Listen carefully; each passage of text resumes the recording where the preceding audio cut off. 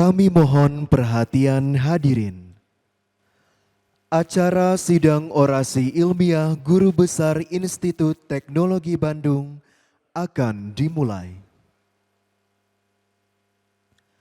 Hadirin yang kami hormati, selamat pagi dan selamat datang pada acara sidang orasi ilmiah Guru Besar Institut Teknologi Bandung yang diselenggarakan secara bauran. Pada hari ini, Sabtu 21 September 2024, kita akan bersama-sama mengikuti orasi ilmiah bersama 3 orang guru besar, yaitu Profesor Dr. Fenardi Suwendo SSI MM dari Fakultas Matematika dan Ilmu Pengetahuan Alam. 2. Profesor Dr. Inge Magdalena Sucahya SSI MSI dari Fakultas Matematika dan Ilmu Pengetahuan Alam. 3. Profesor Dr. Purbandono STMM dari Fakultas Ilmu dan Teknologi Kebumian.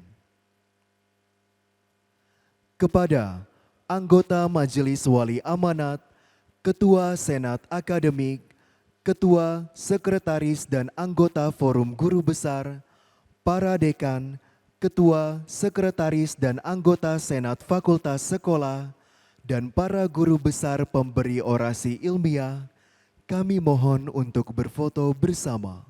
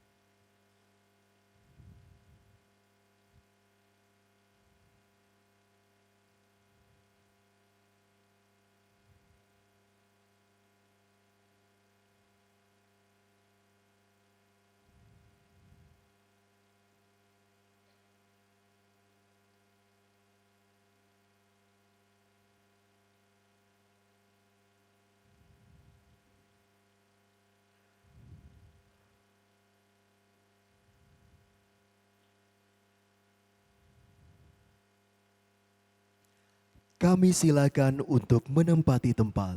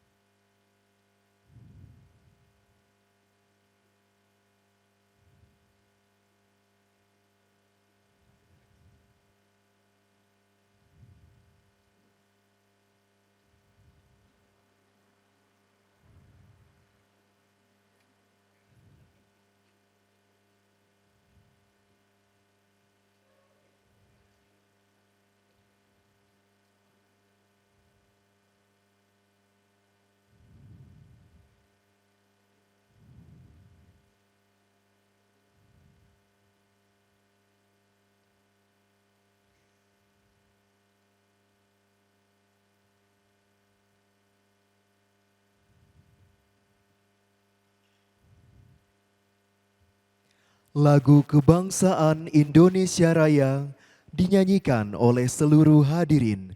Hadirin dimohon berdiri.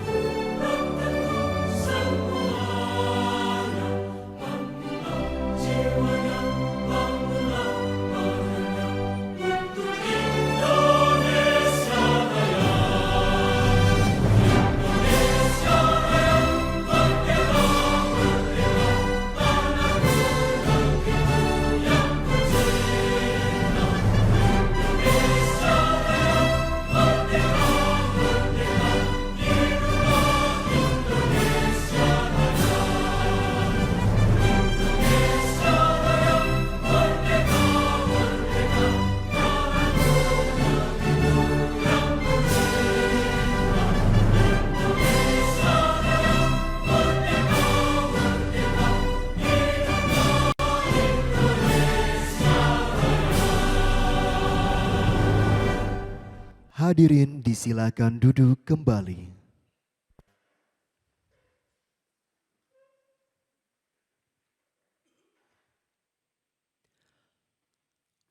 Pembukaan sidang orasi ilmiah Guru Besar Institut Teknologi Bandung oleh Ketua Forum Guru Besar Institut Teknologi Bandung. Yang terhormat Ketua Majelis Wali Amanat ITB yang diwakili oleh anggota Majelis Wali Amanat ITB, yang kami hormati Ketua Senat Akademik ITB, Rektor ITB atau yang mewakili, Sekretaris dan anggota Forum Guru Besar ITB, para dekan, Ketua Senat Fakultas Sekolah atau yang mewakili, serta tamu undangan luring dan daring yang kami muliakan. Assalamualaikum warahmatullahi wabarakatuh. Pada hari ini, Sabtu, tanggal 21 September tahun 2024, Forum Guru Besar Institut Teknologi Bandung menyelenggarakan sidang orasi ilmiah Guru Besar ITB, yaitu 1. Profesor Dr. Feynardi Suendo SSI MM dari Fakultas Matematika dan Ilmu Pengetahuan Alam dengan judul orasi Spektroskopi Molekul dalam Pengembangan Material Maju, menerawang ke dunia material yang tak terlihat pada tingkat molekular. 2. Profesor Dr. Inge Mahdalena Sucahya SSI MSI dari Fakultas Matematika dan Ilmu Pengetahuan Alam dengan judul orasi Sistem Penyimpan Energi Termal untuk Konservasi Energi. 3. Profesor Dr. Purbandono ST MM dari Fakultas Ilmu dan Teknologi Kebumian dengan judul orasi Hidrografi yang Maju sebagai Kondisi Prasyarat untuk Penguatan Industri Maritim Indonesia. Kami mengucapkan terima kasih atas kehadiran Bapak, Ibu, Saudara-saudari di Gedung Aula Barat dan pada ruang virtual Zoom Meeting. Dengan mengucapkan Bismillahirrohmanirrohim, sidang orasi ilmiah Guru Besar ITB resmi dibuka.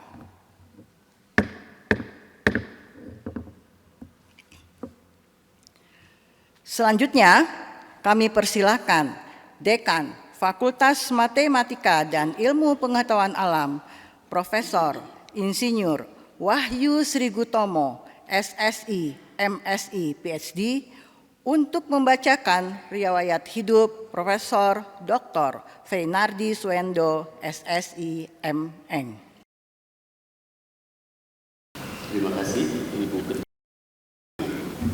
Assalamualaikum warahmatullahi wabarakatuh. Salam sejahtera bagi kita semua. Atas nama Fakultas Matematika dan Ilmu Pengetahuan Alam, izinkan saya membacakan CV singkat dari Profesor Dr. Feynardi Suendo SSI MM yang pada hari ini akan menyampaikan orasi ilmiah Guru Besar dengan judul Spektroskopi Molekul dalam Pengembangan Material Maju, menerawang ke dunia material yang tak terlihat pada tingkat molekuler. Profesor Feynardi Suendo, Pak Fey kami sebut, lahir di Jakarta 7 November 1975 dan bergabung dalam kelompok keilmuan kimia fisik dan anorganik FMIPA ITB, dan beliau mendapatkan SK TMT Guru Besarnya adalah pada tanggal 1 Agustus 2023 dan beliau beristrikan Putri Milana. Beliau menamatkan sarjana kimia di Institut Teknologi Bandung tahun 1998 dilanjutkan dengan menyelesaikan Magister Teknik Material di Tokyo Institute of Technology, Jepang pada tahun 2001 dan mendapatkan gelar doktornya di École Polytechnique Prancis dalam bidang fisika. Sejak tahun 1999, Pak Fei bergabung dengan ITB sebagai staf pengajar di program studi kimia FMIPA ITB. Dan beliau pernah bertugas dari 2007 hingga 2017 sebagai Kepala Laboratorium Kimia Fisik. Kemudian dari 2023 hingga sekarang, beliau juga menjadi Ketua Kelompok Keilmuan Kimia Anorganik dan Fisik. Dan dari 2023 hingga sekarang juga beliau menjabat sebagai Direktur Pusat Penelitian Nanosains dan Nanoteknologi ITB. Kegiatan penelitian beliau berkisar pada bidang atau aspek spektroskopi molekuler dan material, kemudian juga sintesis material nano dan aplikasinya atau terapannya. Kemudian beliau juga tentu saja banyak mempublikasikan karya ilmiahnya sebanyak 119 dalam bentuk jurnal, proceeding, dan bab buku pada skala internasional. Adapun riwayat pembimbingan yang telah dilaksanakan oleh beliau, Pak Fei telah meluluskan 53 mahasiswa program sarjana, 51 mahasiswa program magister, dan 18 mahasiswa program doktor. Sedangkan sekarang beliau masih membimbing 3 mahasiswa program sarjana, 6 mahasiswa program magister, dan 6 mahasiswa program doktor. Pak Fei ini gemar mengumpulkan penghargaan, baik dalam skala internasional maupun nasional dan ITB, diantaranya dari Global Young Academic Committees tahun 2006, kemudian juga dari LIPI dan Kementerian Riset dan Teknologi, kemudian juga sebagai dan juga dari IP, Indonesian Academy of Science, kemudian juga dari pemerintah melalui dari Presiden, yaitu tanda kehormatan Satya Lancana Karya Satya 10 tahun dan juga 20 tahun, selain penghargaan-penghargaan dari ITB dan juga dari FMIPA. Berikutnya, menurut data-data yang kami kumpulkan, beliau dijuluki sebagai profesor paling wibu di ITB dan terlihat dari hobinya, yaitu menonton anime, membaca manga, mendengarkan musik, memasak, serta ngoprek. Demikian Bu Ketua dan para hadirin. Wassalamualaikum warahmatullahi wabarakatuh.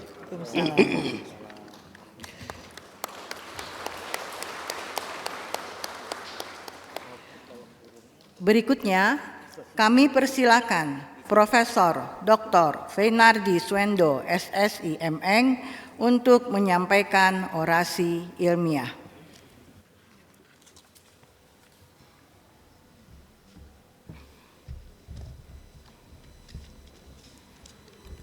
Bismillahirrahmanirrahim. Assalamualaikum warahmatullahi wabarakatuh. Salam sejahtera untuk kita semua.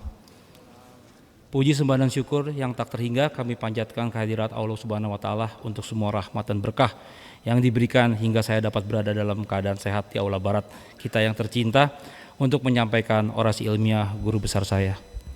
Sebelum memulai orasi ilmiah ini, izinkan saya menyampaikan penghargaan yang tertinggi kepada yang terhormat Ketua Majelis Wali Amad ITB atau yang mewakili, yang kami hormati Ketua Senat Akademik ITB atau yang mewakili, Rektor ITB atau yang mewakili, Ketua, Sekretaris, dan anggota Forum Guru Besar ITB, para dekan, para ketua senat fakultas, sekolah atau yang mewakili, Bapak dan Ibu tamu undangan yang hadir di aula barat, dan tamu undangan yang hadir secara daring. Pertama-tama izinkan saya membuka dengan keanekaragaman molekul yang merupakan target saya, yaitu spektroskopi molekul. Begitu banyak molekul dan senyawa kimia yang ada dalam alam semesta ini, terutama senyawa organik. Molekul-molekul ini memiliki bentuk, sifat, dan fungsi yang berbeda-beda. Yang lebih lanjut bisa menghasilkan berbagai material dengan bentuk, morfologi, sifat, dan fungsi yang sangat beragam, yang nanti mungkin kita kenal sebagai material maju. Dalam melakukan kontrol terhadap bentuk, morfologi, sifat, dan fungsi tersebut perlu dilakukan pengamatan pada level atom dan molekul. Akan tetapi terdapat tantangan dalam pengamatan pada level molekul. Kenapa? Karena molekul tidak dapat dilihat secara langsung. Jadi boleh dibilang molekul tidak dapat diamati dengan pengamatan visual biasa. Secara historik kalau kita lihat orang kimia, bagaimana mereka mengamati keberadaan molekul, mereka mengamati keberadaan molekul dengan cara dikonfirmasi lewat suatu reaksi kimia. Jadi biasanya kita lakukan suatu reaksi kimia. Akan tetapi sebagai solusi yang dikembangkan lebih banyak mungkin di awalnya oleh teman-teman fisika, yaitu menginteraksikan foton dengan molekul lewat berbagai teknik spektroskopi menjadi sarana modern dalam pengamatan molekul, dan ini yang menjadi topik yang akan saya bahas singkat di dalam orasi saya. Dan mungkin tidak semua akan saya bahas secara detail. Ini ada sebagian cuplikan atau satu bagian novel lah dari orasi saya. Nanti kalau mungkin lengkapnya di orasi yang ada sekitar 100 halaman lebih itu mungkin membahas lebih detail, biarpun itu pun hanya secuplik juga dari semua yang kita lakukan selama di laboratorium selama saya hampir 20 tahun di ITB ini.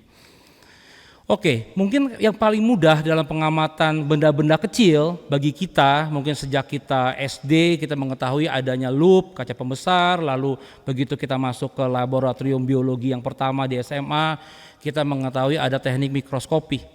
Dan sekarang sudah perkembangannya sudah sangat maju, terutama yang menggunakan pemindaian, menggunakan satu jarum yang sangat kecil yang kita kenal dengan atomic force microscopy atau AFM.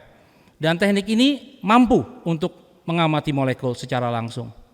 Dan sebagai counterparts-nya ada juga scanning tunneling microscopy yang tidak mengamati force-nya tapi mengamati macam-macam, ada potensial, field, arus, dan yang lain juga bisa mengamati pada level molekul. Sampai sebagaimana dia bisa mengamati molekul, kita berikan beberapa gambar sederhana. Misalnya kita punya pentasen, aromatic hydrocarbon, yang strukturnya bisa kita lihat secara skematik di gambar yang hitam putih itu. Lalu bisa kita scan demikian rupa secara real dan kita dapatkan bentuk molekul yang sangat mirip. Dan juga bahkan polimer selama dia planar kita juga bisa amati juga secara langsung. Jadi teknik mikroskopi sudah berkembang dengan sangat maju sehingga kita bisa mengamati atom dan molekul. Bagaimana dengan yang cukup kompleks, ikatan hidrogen yang bertanggung jawab untuk banyak fenomena-fenomena yang sangat penting dalam kehidupan kita, di mana kita tahu bagaimana yang membuat bagaimana makhluk hidup menyimpan data genetiknya itu juga ikatan hidrogen. Bagaimana terpaksa kita harus memanaskan air dengan 100 derajat juga ikatan hidrogen, lalu anomali air juga ikatan hidrogen dan lain-lain, itu sudah bisa diamati dengan menggunakan teknik AFM ataupun STM. Reaksi kimia bagaimana? Untuk reaksi-reaksi yang cukup lambat, dan tentu saja sekali lagi masalah dalam mikroskopi pemindaian ini adalah harus planar. Sudah bisa juga reaksi kimia kita amati menggunakan scanning tunneling mikroskopi atau atomic force microscopy. Mungkin saya akan meninjau sedikit tentang perbedaan mikroskopi dan spektroskopi yang saya rangkum berdasarkan pengalaman pribadi dan literatur yang ada. Dalam mikroskopi kita bertujuan untuk mengamati benda-benda yang tak terlihat oleh mata telanjang tentu saja. Dan di sana akan diperoleh suatu citra yang pada dasarnya ada koordinat dari benda yang kita amati. Dan interpretasinya cukup mudah karena seperti kita mengamati foto, kita tahu bahwa ini adalah kakak saya, ini adalah om saya ada di belakang, atau misalkan adalah ibu saya. Dengan fotonya dengan mudah. Demikian pula juga dengan citra-citra yang kita peroleh pada level atom dan molekul. Jadi cukup mudah interpretasinya, biarpun pada beberapa kasus pengolahan data mungkin dibutuhkan. Dan yang terakhir umumnya bersifat lokal secara spasial. Bagaimana dengan spektroskopi? Spektroskopi bertujuan mempelajari respons suatu benda terhadap cahaya, yang nanti kita lihat responnya bisa kita lakukan pastikan untuk mengkonfirmasi keberadaan molekul atau mengamatinya. Dan yang diperoleh adalah spektrum dari benda yang diamati, dan kadangkala dihasilkan juga hasil mapping dalam bentuk citra yang kadangkala dibutuhkan. Interpretasinya cukup rumit dan dibutuhkan interpretasi. Tanpa interpretasi kayaknya nggak bisa kita lakukan apa-apa. Di sini kebetulan di baris paling depan saya highlight salah satu guru saya di bidang spektroskopi, Pak Bahri Amran. Bahkan sampai sekarang nanti kita bahas tentang inframerah nanti sedikit. Saya dan juga Rahman, saya selalu menggunakan istilah Bapak untuk polarizability yang mungkin sampai sekarang orang Indonesia yang menerjemahkan mungkin yang menurut saya paling pas pertama kali Pak Bahri, yaitu adalah keboleh polaran ya. Jadi kalau saya dalam kuliah saya memulai keboleh polaran itu adalah kosakata dari guru saya. Ya, terima kasih Pak Bahri. Dan yang terakhir kita lihat bahwa spektroskopi umumnya bersifat rata-rata atau secara spasial. Jadi ada kelebihan dan kekurangan antara dua teknik ini. Begitu kita bicara spektroskopi, kita melakukan pengamatan optik, yaitu interaksi materi dengan cahaya. Di mana biasanya kita akan minta suatu cahaya datang untuk berinteraksi dengan materi kita. Yang kita amati dari black box itu adalah cahaya yang dipantulkan, reflected beam, dan cahaya yang diteruskan atau transmitted beam. Mungkin kita batasi saja untuk interaksi yang umum terjadi dalam material. Begitu ada cahaya datang adalah adanya hamburan yang bersifat elastik atau kita kenal dengan hamburan Rayleigh, dan juga ada yang inelastik, ada yang energinya berkurang. Satu yang kita amati adalah Stokes-Raman scattering atau hamburan Raman Stokes, dan hamburan Raman anti-Stokes yang energinya lebih tinggi dibandingkan cahaya yang datang. Lalu terjadi juga adsorpsi yang nanti akan berimplikasi pada fenomena fluorescence. Dan nanti fenomena-fenomena ini akan kita lihat secara mudah sehari-hari, yaitu dengan warna di sekeliling kita. Misalnya kita punya warna daun yang berwarna-warni, lalu ada berbagai pigmen yang fluoresen, pigmen yang absorpsi, lalu ada batu-batuan yang berwarna, dan juga bahkan untuk fenomena-fenomena yang tidak merupakan fenomena absorpsi dan fluoresensi ataupun transmisi, tapi ada yang kita kenal juga dengan iridensensi yang merupakan multi reflection, lebih ke interference, termasuk warna-warna dari sayap kupu-kupu yang kita amati sangat indah. Dan interaksi dengan materi dengan cahaya ini tidak terlepas dari bagaimana molekul nanti menyerap lalu mengalami eksitasi, dan setelah itu dia akan mengalami fluoresensi dan bisa menghasilkan juga isomerisasi, perubahan struktur dan yang lainnya yang kita lihat nanti bisa kita gunakan untuk berbagai fungsi, termasuk solar cell, termasuk untuk sensor dan yang lainnya. Dan mungkin saya sedikit highlight karena saya melihat ini sebagai satu kebesaran Allah Subhanahu wa taala, yaitu bagaimana kita makhluk hidup bergantung kepada molekul yang luar biasa ini, yaitu klorofil berwarna hijau, dan ketika dia berubah struktur sedikit dia akan fade away gitu, berwarna kuning dan agak sedikit abu-abu nanti yang kita kenal sebagai favititin, dan kita lihat bahwa pengamatan itu akan langsung berbeda untuk spektrumnya masing-masing. Mungkin kita sudah berbicara cukup panjang lebar untuk rentang sinar tampak dan ultraviolet. Mungkin izinkan saya berbicara sedikit tentang inframerah seperti tadi saya highlight guru saya Pak Bahri Amran. Jika foton ataupun cahaya inframerah berinteraksi dengan suatu molekul sesuai dengan aturan seleksinya, ada yang diserap, dan ketika diserap molekul tersebut akan bervibrasi, mulai bergerak pada tingkat yang lebih tinggi. Dan modenya akan ada banyak, ada mode ulur simetrik atau symmetric stretching, ada ulur antisimetrik, ada bending atau tekuk pada bidang in plane, di luar bidang out plane. Mungkin nggak perlu terlalu detail, tapi saya ingin menggunakan teknik ini untuk bercerita tentang salah satu topik yang diberikan, challenge yang diberikan oleh sahabat saya Dr. Ernad Rino Mukti, bagaimana membuka mekanisme pembentukan partikel silika yang cantik ini, yang bentuknya ada spherical, ada berkerut-kerut, dan alhamdulillah sekarang kita dari ITB itu sebagai 3 pilar yang merekomendasikan mekanisme ini. Jadi cuma ada 3 pilar, ITB, lalu kelompok di Korea, dan kelompok yang di KAUST. Oke, kalau kita lihat karena partikelnya bulat, kita bisa menebak bahwa ya kalau ada pembentukan menggunakan template-nya pasti bulat, kita bisa gunakan micelle, spherical micelle. Masalahnya adalah apakah dia micelle biasa atau micelle terbalik. Di sini saya ingin menggunakan mode vibrasional ulur dari air yang membentuk ikatan hidrogen. Nanti kita lihat ada yang sekitar 3.200 itu ikatan kuat, lalu yang lemah sekitar 3.500. Nanti kita akan melihat bagaimana distribusinya untuk sistem campuran kita. Kita bandingkan pure water dengan emulsi yang kita untuk menghasilkan nanopartikel kita. Ternyata kita lihat bahwa strong hydrogen bond itu dominasi di sini, jadi kita bisa mengklaim bahwa dia adalah misal terbalik. Lalu berikutnya kita juga akan gunakan mode stretching dan mode stretching atau ulur, mode bending atau mode tekuknya untuk hidrogen juga, OH juga, ikatan hidrogen juga, stretching OH juga, bending OH juga, untuk melihat, membuktikan di mana proses hidrolisis dan kondensasi terjadi pada sistem BCl silika. Dan sini kita lihat bahwa ada penyempitan pada lebar puncak yang pada umumnya tidak terjadi jika suatu reaksi berlangsung. Kenapa begitu reaksi berlangsung dia akan melepas energi, sehingga apa yang terjadi umumnya kita akan melihat bahwa dia semakin lebar, tapi ini semakin sempit.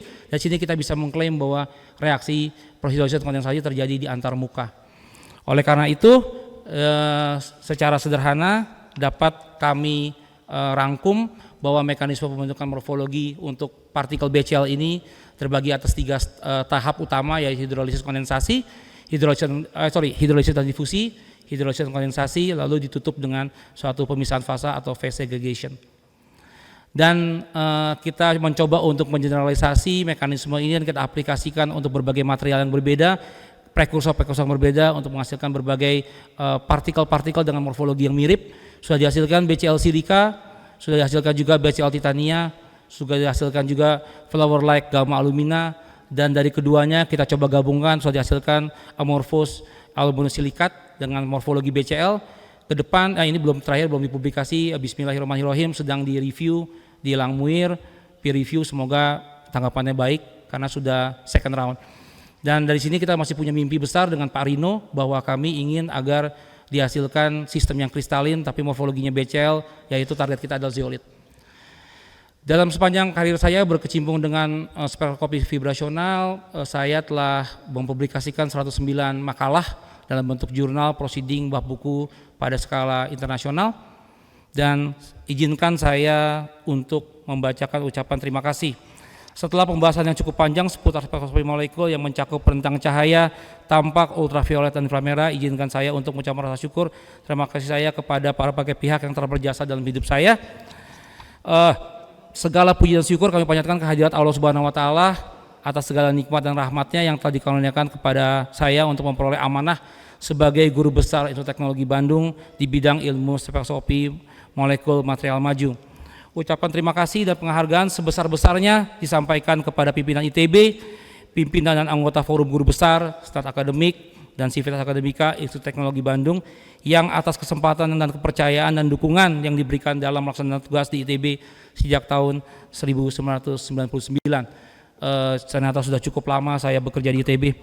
Ucapan terima kasih dan penghargaan disampaikan pula kepada dekanat, senat, kolega dosen dan tenaga pendidikan FMIPA ITB yang telah memberikan dukungan dan bantuan dalam proses pengajuan jabatan guru besar dari awal hingga akhir, juga kerjasama dan kekeluargaan yang kita rasakan selama ini. Ucapan terima kasih dan penghargaan disampaikan kepada guru-guru kami sejak pendidikan dasar, sekolah menengah dan atas yang telah mendidik dan mengajarkan ilmu kepada saya, juga pembimbing penelitian saya dalam studi sarjana yaitu Profesor Cynthia Liana Radiman. Terima kasih Ibu sudah hadir. Dan juga selama program studi magister Profesor Akiko Tanioka dari Tokyo Institut Teknologi, serta selama studi doktor Profesor Pere Roka Ika Barokas dari Ekol Politeknik yang telah memberikan bimbingan motivasi yang sangat berharga dalam perjalanan penelitian saya. Juga tidak terlupa para wali selama menempuh studi sarjana yaitu Profesor Zeli Nurrahman dan Profesor Ahmad Loka. Terima kasih Pak Zeli, Pak Loka yang banyak juga memberikan inspirasi. Pak Zeli terutama banyak kita tempat curhat, tempat berdebat. Terima kasih Pak Zeli. Ucapan terima kasih juga dan penghargaan yang tak terhingga disampaikan kepada para ketua prodi, rekan sejawat dosen dan tendik di lingkungan prodi kimia atas segala bantuan, kebersamaan, dukungan, kekeluargaan dan suasana yang sangat menyenangkan selama ini. Ucapan terima kasih dan penghargaan yang tak terhingga saya sampaikan pula kepada Profesor Cynthia Liana Radiman, Profesor Julia Onggo, Profesor Imade Arcana, Profesor Ismu Nandar, Dr. Bun Bunjali, terima kasih Pak Bun sudah hadir, Dr. Irba Barana Solil, Dr. Bambang Priyambudi, Irma Mulyani PhD, Dr. Inyoman Marsi almarhum, Dr. Erna Trinomu R. Mukti, Dr. Ades Muhammad Abdul Qadir Motoprawiro, Dr. Ai Patah, Dr. Mia Ledia Stuti, Dr. Rahmawati dan Dr. Erna Fibrianti dan seluruh rekan sejawat kelompok keahlian kimia fisik dan anorganik yang telah memberikan ruang berkarya, memberikan semangat, dukungan dan menciptakan suasana kerja yang menyenangkan. Ucapan terima kasih juga saya sampaikan kepada seluruh kolega, rekan sejawat, peneliti di Pusat Penelitian Nanoscience dan Nanoteknologi ITB yang telah memberikan kesempatan untuk melakukan penelitian bersama dan menggunakan fasilitas. Ucapan terima kasih kepada Profesor Sintiawati Radiman, FMIPA ITB, Profesor Supriyadi, FMIPA ITB, Profesor Hermawan Kaji Pojono, FTI ITB, Profesor Brian Yuliarto, FTI ITB, Profesor Sundani Nurono Suwandi. Terima kasih Pak Dani sudah menyempatkan untuk hadir. Profesor Heri Hermansyah, Universitas Indonesia, Profesor Katsuyuki Fukutani, University of Tokyo, Profesor Yutaka Majima, Tokyo Institute of Technology, Profesor Ikuyoshi Tomita, Tokyo Institute of Technology, dan Profesor Peroka Ika Barokas, Ekol Politeknik yang telah memberikan rekomendasi untuk pengusulan guru besar saya.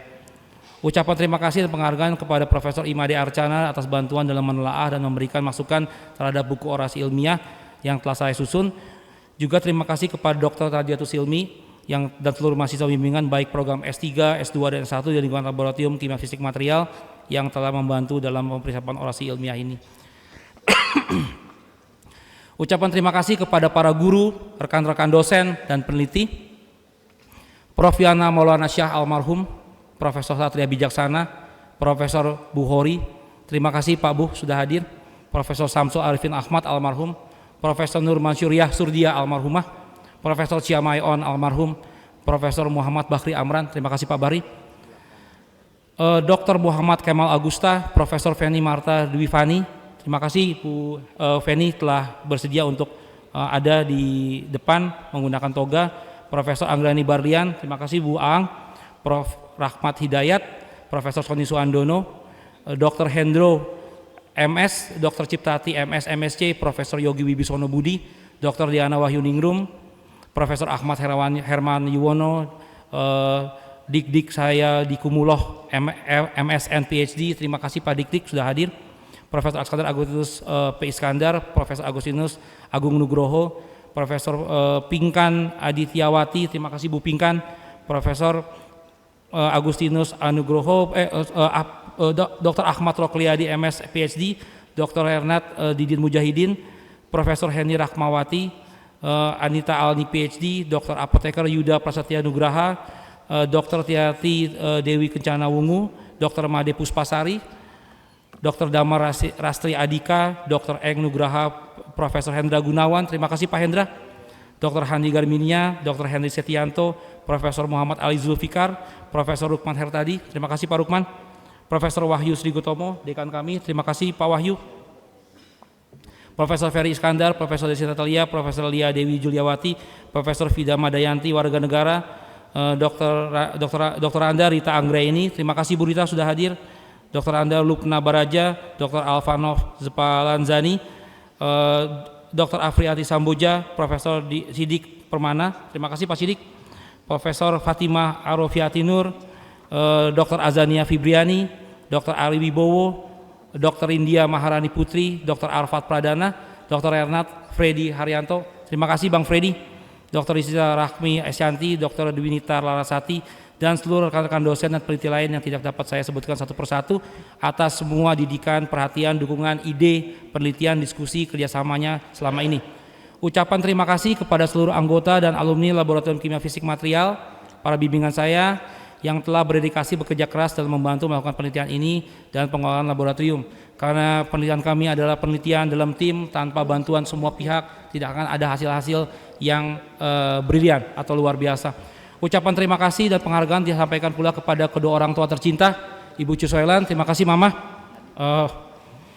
Bapak Wib Effendi Kusuma Sumantri almarhum, dan mertua Ibu Herwilis, Bapak Bartolum Mias, dan juga kepada kakak Dr. Ernat Separcuma Firidi, kakak ipar Om Inge, Tante Emily Sundari almarhumah, Om Raden Santoso Iwam Sujono, Endro Putro almarhum, Om Wisbara Kusuma Sumantri almarhum, Tante Sutilawati almarhum, Om Adela Kusuma almarhum, Tante Darmawati almarhumah, Tante Roseli Sumantri almarhumah, Om Ibrahim Rahmat almarhum, Tante Cynthia Puspa Kencana, terima kasih Tante sudah hadir, Om Jumadi, terima kasih Om sudah hadir, Om Febi Armando, terima kasih Om sudah hadir, Tante Helmiati, terima kasih Tante sudah hadir, dan saudara-saudara kami keluarga besar Marjuk dan Dias, seluruh keluarga besar yang selalu memberikan dukungan, semangat dan doa untuk kami.